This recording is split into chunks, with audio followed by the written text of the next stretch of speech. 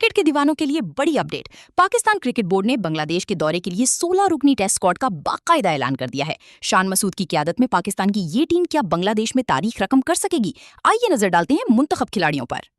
इस 16 रुकनी स्क्वाड में कप्तान शान मसूद के साथ बाबर आजम, मोहम्मद रिजवान और सलमान आगा जैसे तजर्बाकार खिलाड़ी शामिल हैं। बैटिंग लाइनअप में इमामुल हक, सऊद शकील, अजान अवैस और अब्दुल्ला फजल को भी टीम का हिस्सा बनाया गया है।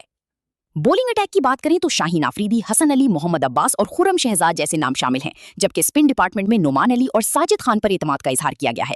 गाजी गौरी और इमाद बट भी स्क्वाड का हिस्सा हैं। लेकिन इस स्क्वाड के ऐलान के साथ ही कुछ बड़े नामों का स्क्वाड से बाहर होना मद्दाहों के लिए किसी झटके से कम नहीं है। जी हां, कामरान गुलाम, रोहेल नजीर, आमिर जमाल और इब्रार अहमद को इस बार टीम में शामिल नहीं किया गया और उन्हें ड्रॉप कर दिया गया है। खासतौर पर इब्रार अहमद और आमिर जमाल का ड्रॉप होना सोशल मीडिया पर एक बड़ी बहस का मौजू बना हुआ है।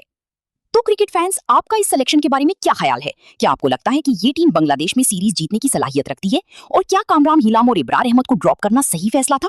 अपनी राय कमेंट सेक्शन में जरूर शेयर करें। वीडियो पसंद आई हो तो लाइक करें और मजीद क्रिकेट अपडेट्स के लिए हमारे चैनल को सब्सक्राइब करें।